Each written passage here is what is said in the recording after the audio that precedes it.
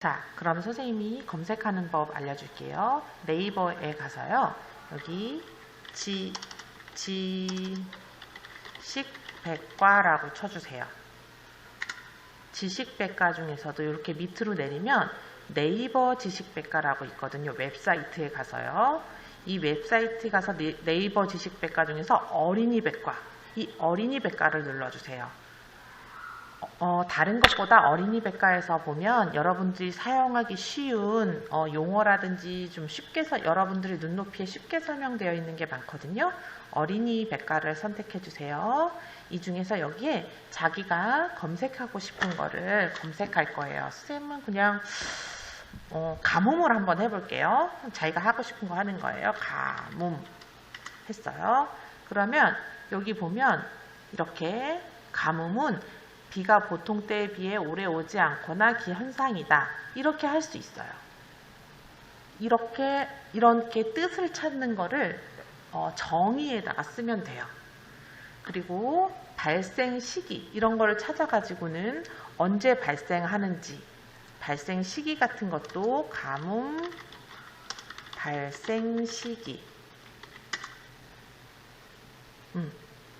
가뭄의 발생 시기 뭐 특징, 그 다음에 이런 데를 읽어보면서 자기가 조사해서 찾는 거예요. 그리고 가뭄 때 예방 이렇게 어린이에서 찍으면 이렇게 어떻게 해야지 예방할 수 있는지 찾을 수 있거든요. 가뭄 시 행동 요령 이런 걸 보고 여러분들이 배운 공책에 정리를 하는 거예요.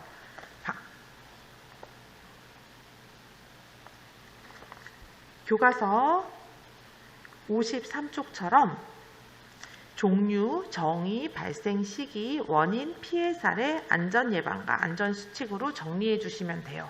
표를 만들어 주시는 거예요. 동영상에서도 나왔죠? 그러면 다른 건 다 괜찮은데 가뭄 피해 사례가 나오는지 한번 볼게요. 피해. 이렇게 어떤 피해가 있는지로 되어 있고요. 피해 사례라는 것은 어떤 사건을 피해 사례라고 하거든요. 이렇게는 보면 이런 지식백과에서보다는 전체에서 기사를 검색하는 것이 좋아요. 이러면 다시 돌아와서 여기에서 가뭄 피해라고 치면 돼요. 가뭄 피해라고 치면 이렇게 보면 이렇게 해서 포스트 아니면 블로그 아니면 뉴스도 있어요. 뉴스라든지 여기 이렇게 있거든요. 뉴스 이런 것 중에서 내가 가뭄 피해 중에서 마음에 드는 사례를 쓰는 거예요. 예를 들어 볼게요.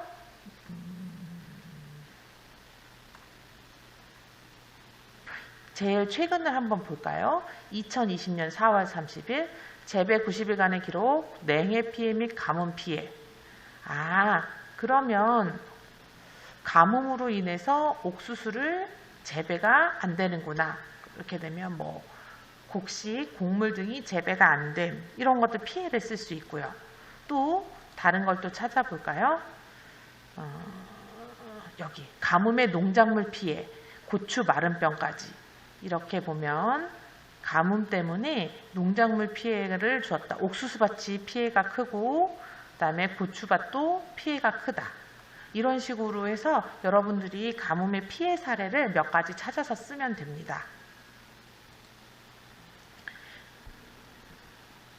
그러면 선생님이 배움 노트에다 정리하는 법 알려줄게요. 배움 노트를 꺼내시고요. 교과서를 꺼내주세요. 그러면 자를 가지고 와서 자기가 합니다. 여기 먼저 나눠져 있는데 제일 처음에 뭘까요? 종류. 나는 가뭄이면 가뭄. 선생님 저는 홍수 할 건데요. 홍수는 여기 있죠? 선생님 저는 태풍 할래요. 그럼 자기 태풍 쓰고 싶으면 태풍 쓰는 거예요. 선생님 저는요 눈사태요. 괜찮습니다. 자기가 좋아하는 걸로 골라요. 그 다음에 정의를 씁니다. 정의는 아까 어디서 찾았어요? 네이버에서 지식백과를 찾은 다음에 거기서 어린이백과로 들어갔죠. 다시 한번 해보세요. 그 다음에 발생 시기. 거기 들어가서 가뭄을 찾은 다음에 발생 시기가 언제인지 쓰고 왜 이런 것들이 발생하는지 원인을 찾아서 쓰는 거예요. 읽어보면서. 그러면 피해 사례. 피해 사례는 어디로 들어갔죠?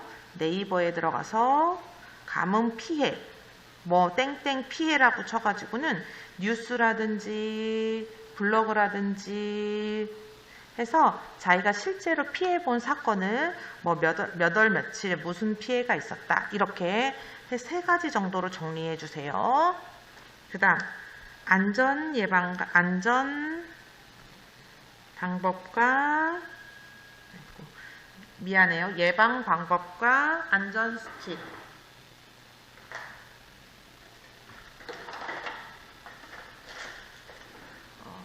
여기 예방 방법과 안전 수칙이라고 써주시고요. 그 다음에 내가 어떤 것들이 있는지 여기다가 써주시면 돼요. 이렇게 배움 공책에 잘 정리를 해가지고 오면 여러분들이 등교 수업일 때 이걸 가지고 비슷한 수행평가를 똑같은 걸 볼 거예요. 그러면 여기를 정리를 잘 해가지고 오면 여러분들이 잘 볼 수 있겠죠. 오늘 수업도 잘 해주셔서 고맙습니다.